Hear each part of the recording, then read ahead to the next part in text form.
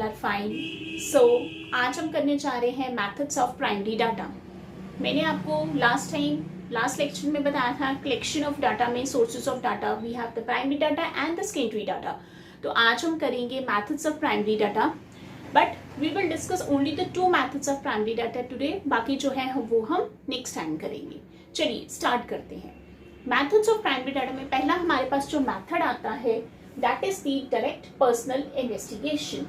Direct personal investigation means कि personal interview, right? Direct personal investigation means कि जब एक investigator personally जाके किसी चीज की इंक्वायरी करता है, right? Information collect करता है, that is the direct personal investigation. ठीक है, एक स्पॉट इंक्वायरी करता है, ठीक है, इन्वेस्टिगेटर खुद जाएगा उस इंफॉर्मेशन को वो कलेक्ट करेगा, तो that means it's a direct personal investigation. अब डायरेक्ट पर्सनल इन्वेस्टिगेशन कहाँ सूटेबल है भाई, कहाँ हम इसको जो है अप्लाई कर सकते हैं, यूज कर सकते हैं। चलिए, when the area of investigation is limited, जब हमारे पास एरिया ऑफ इन्वेस्टिगेशन लिमिटेड होता है तब जो है वो हम पर्सनल या डायरेक्ट पर्सनल इन्वेस्टिगेशन जो है वो अप्लाई करते हैं, राइट? और सारे सुटेबल से इसके कौन से हैं, जैसे area of investigation is limited, जब एरिया हमारा जो है एक इन्वेस्टिगेशन का एरिया लिमिटेड होगा तो जो इन्वेस्टिगेटर होगा वो खुद जाके उस चीज को पर्सनली जो है वो डाटा कलेक्ट करेगा। Nature of inquiry is confidential. Naturally अब इन्वेस्टिगेटर है, मान लो मैं इन्वेस्टिगेटर हूँ, मैं पर्सनली जाके डाटा कलेक्ट कर रही हूँ, वो जो डाटा होगा वो कॉन्फिडेंशियल रहेगा कि वो डाटा मेरे पास ही है क्योंकि I am the investigator, right? Maximum degree of accuracy. Next है डिग्री ऑफ एक्यूरेसी, इसमें मैक्सिमम होगी। क्यों? क्योंकि हम पर्सनली जाके डाटा कलेक्ट कर रहे हैं, हम एक पर्सन के जाके डाटा जो है वो कलेक्ट कर रहे हैं। नेचुरली जो डाटा होगा, जो हम डाटा कलेक्ट करेंगे वो एक एक्यूरेट डाटा होगा, right? Next one, that is the importance is given to originality. ये तो जैसे मैंने आपको पहले भी बताया था प्राइमरी डाटा के बारे में कि जो डाटा है हमारा क्या है वो ओरिजिनल होगा। Why original? Why the data is original? क्योंकि एक इन्वेस्टिगेटर जो है, एक पर्सन जो है वो खुद जाके जो है वो डाटा को कलेक्ट कर रहा है, खुद जाके उस चीज को सर्वे कर रहा है, कलेक्ट कर रहा है, तो नेचुरली जो डाटा होगा वो ओरिजिनल होगा। हम किसी एजेंसी से या किसी से डाटा जो है वो ले नहीं रहे हैं। We are doing our own efforts, हम अपने एफर्ट्स के लगाकर पर्सनली जाके डाटा कलेक्ट करे हो, दैट मीन्स की जो डाटा है वो एक ओरिजिनल डाटा होगा। नाउ कुछ मैरिट्स हैं इसके, जैसे हर कंसेप्ट के मैरिट्स डीमेरिट्स होते हैं, तो इसके कुछ मैरिट्स भी हैं और कुछ डीमेरिट्स भी है। चलिए, again first merit is original. मैंने अभी बताया कि डाटा जो है वो एक ओरिजिनल होगा, ओरिजिनलिटी होगी उस डाटे की। रिलायबल, डाटा जो है वो रिलायबल है, ठीक है ना, क्योंकि एक इन्वेस्टिगेटर जो है वो खुद जाके उस डाटा को कलेक्ट कर रहे हैं, इट्स रिलायबल। फ्लेक्सिबल है, फ्लेक्सिबल मीन्स कि जो मेरी requirement, suppose I am the investigator, मुझे जो रिक्वायरमेंट है, जो मैंने अपनी डाटा जो है वो कलेक्ट करना है, तो दैट मीन्स कि मैं उस चीज के बारे में ही अपना डाटा कलेक्ट करूंगी, so it's a flexible. Next है suitable for all type of question. It's just an open end question कि हर तरह के क्वेश्चंस के लिए सुटेबल है, that is the according to the requirement, investigator ने क्या इंक्वायरी करनी है, क्या उसने अपना डाटा कलेक्ट करना है, it's a suitable for all type of questions, but it's had some demerits. अब इसके डीमेरिट्स क्या है? Not suitable for wide area, बहुत बड़ी एरिया के लिए इट्स नॉट अ सुटेबल, क्योंकि ये जो सुटेबल होते हैं जब when the area of investigation is limited, क्योंकि हम उस चीज को पर्सनली जाके देख रहे हैं, तो एरिया अगर लिमिटेड होगा तो दैट मीन्स कि इट्स अ सुटेबल। नेक्स्ट है एक्सपेंसिव। नेचुरली एक्सपेंसिव होगा, मैं अपना जाऊंगी, अपना आने जाने का करूंगी, पेट्रोल लगेगा, वट एवर, जैसे भी मैंने अपना आने का करना है, वट एवर जो भी मेरा उसमें जो खर्चा लगेगा, so that's expensive. Time consuming, भाई टाइम कंज्यूमिंग तो होगा क्योंकि मैं अपना दिन निकालकर, अपना समय निकालकर, अपना टाइम निकालकर डाटा जो है कलेक्ट करने जा रही हूँ, so that's is a time consuming. Next है ट्रेन इन्वेस्टिगेटर, दैट मीन इसका मतलब जो डाटा कलेक्ट करने जाएगा वो एक ट्रेन्ड पर्सन होगा, अनट्रेन्ड इन्वेस्टिगेटर नहीं ही डाटा कलेक्ट करेगा। जो इस चीज में ट्रेन्ड इन्वेस्टिगेटर है, only that investigator will collect the data. So this is the direct personal investigation. So we have the suitability, we have the merits, we have the demerits of this method. So I hope आपको ये clear हो गया होगा।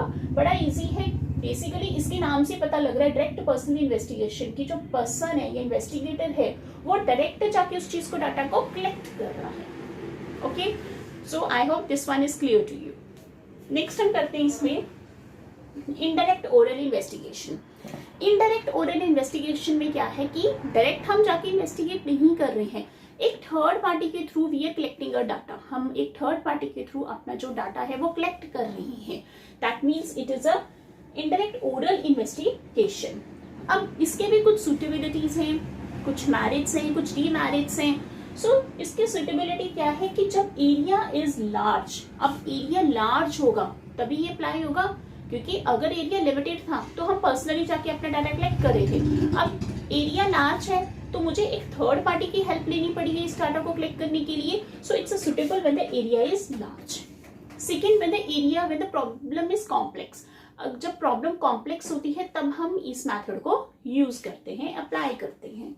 Need expert opinion, एक हमें अब जो मैंने एक थर्ड पार्टी हायर की एक इंफॉर्मेशन कलेक्ट करने के लिए, सो इट मीन्स की we need an expert opinion, जिससे मैं अपना डाटा कलेक्ट कर रही हूँ वो एक्सपर्ट होना चाहिए, राइट। जैसे सिंपल एक एग्जांपल ले लेते हैं, मान लो मुझे कॉलेज का डाटा कलेक्ट करना है, मुझे उस कॉलेज में देखना कि कितने बॉयज जो हैं जो स्मोक करते हैं, राइट। तो ये तो है नहीं कि मैं पर्सनली जाके किसी से पूछूंगी, अगर पर्सनली पूछूंगी भी सपोज, तो क्या मुझे कोई इन्फॉर्मेशन देगा इसके बारे में? नो। तो मैं क्या करूंगी, उस जो भी मैनेजमेंट में हेड होगा मैं उससे डाटा जो है कलेक्ट करूंगी, पूछूंगी। सो दैट मीन्स कि एक थर्ड पार्टी के थ्रू मैंने अपना डाटा कलेक्ट किया। So that is the indirect oral investigation. इसके मैरिट्स क्या क्या है? पहला है वाइड कवरेज। नेचुरली जब एरिया जो है वो लार्ज होता है तब हम जाके इस चीज की इंफॉर्मेशन जो है वो कलेक्ट करते हैं। एक्सपर्ट ओपिनियन, नेचुरली एक जिससे मैं अपना इंफॉर्मेशन ले रही हूँ वो एक्सपर्ट होना चाहिए, उसे उस डाटा के उसकी जो मुझे डाटा चाहिए उसके रिलेटेड उसे इंफॉर्मेशन पता होनी चाहिए, राइट। इकोनॉमिकल है, क्योंकि मैं एक जगह पे ही गई हूँ, अपना डाटा मैंने कलेक्ट किया, मैंने पर्सनल इन्वेस्टिगेशन के थ्रू, ये नहीं कि एक एक जाके मैंने डाटा कलेक्ट किया, मैं एक ही जगह गई जहां मुझे डाटा कलेक्ट करना था। फ्री फ्रॉम बायस मीन्स की मैं इस चीज में उसी पर्सन से डाटा कलेक्ट करूंगी जो उस चीज का अवेयर होगा, ठीक है ना। थर्ड पार्टी जिससे भी मैंने अपने एक्सपर्ट से अपना डाटा कलेक्ट लेना है वो अवेयर होगा उस सिचुएशन से, ओके। आई होप यहाँ तक क्लियर हो गया। अब इसके कुछ डीमेरिट्स है। डीमेरिट्स क्या है? Indirect information. अब मैं किसी और पर्सन से जाके डाटा कलेक्ट कर रही हूँ, मैं पर्सनली जाके I am not collecting the data, मैं एक थर्ड पार्टी के थ्रू डाटा कलेक्ट कर रही हूँ, तो लिटिल बिट उसमें कुछ एररनेस भी हो सकते हैं। लैक ऑफ एक्यूरेसी, अब जैसे हमने क्या पढ़ा था पर्सनल इन्वेस्टिगेशन में कि पर्सन जो है इन्वेस्टिगेटर वो डाटा खुद कलेक्ट कर रहा था, तो उसमें एक्यूरेसी भी कि व्हाटएवर उसके जो रिक्वायरमेंट्स है, व्हाटएवर उसको जो उसकी रिक्वायरमेंट अपनी फुलफिल करनी है, चाहिए है, वो खुद जाके डाटा कलेक्ट कर रहा है, so it's inaccurate. Lack of interest of informant, ये नहीं कि अगर मैं किसी थर्ड पार्टी से ओपिनियन ले रही हूँ, उसको उस चीज में कोई इंटरेस्ट ही नहीं है जो मुझे इन्फॉर्मेशन कलेक्ट करनी है, सो दैट मीन्स कि वो भी एक डीमेरिट होगा। Next, lack of uniformity means कि समटाइम्स द डाटा जो मुझे कलेक्ट करना है मे नॉट बी होमोजीनियस या कंपेरेबल नहीं होगा, सो दैट मीन्स कि these are the some the demerits of the indirect oral investigation. हमारे पास इसके अलावा भी मेथड्स हैं of primary data, methods of collecting primary data, but हमने आज सिर्फ 2 मेथड्स डिस्कस किए ताकि आपको हर चीज जो है पर्सनली अच्छे से जो है वो समझ आ सके। सो आज हमने 2 मेथड्स किए, that is the direct personal investigation and indirect oral investigation. I hope ये दोनों मेथड्स आपको क्लियर हो गए होंगे, because it's a very easy, right. अगर आप इस कंसेप्ट को अच्छे से समझ लिए, अच्छे से सुन लें, या आपको नोट्स वगैरह तो आपको देखो बुक्स में आपको हर तरह की थ्योरेटिकल पार्ट मिल जाएगा, लेकिन अगर आपको कंसेप्ट क्लियर है तो आई डोंट थिंक कि आप इस चीज को नहीं लिख सकते, आप अपनी लैंग्वेज में इसको अच्छे से एलैबोरेट कर सकते हैं। सो कंसेप्ट को समझिए, उसको क्रैम मत कीजिए कि बुक में लिखा है जस्ट क्रैम इट, आप नहीं ऐसे मत कीजिए, उस चीज को समझिए। आपको कोई भी डाउट है आप पूछ सकते हैं। सो नेक्स्ट लेक्चर में हम इसके आगे मेथड्स करेंगे। सो आई होप कि आपने प्रीवियस लेक्चर भी देखा होगा, अपने कंसेप्ट को क्लियर किया होगा। अगर नहीं कुछ भी एनी प्रॉब्लम है तो आप मुझे पूछ सकते हैं। So students, goodbye, take care, नमस्कार।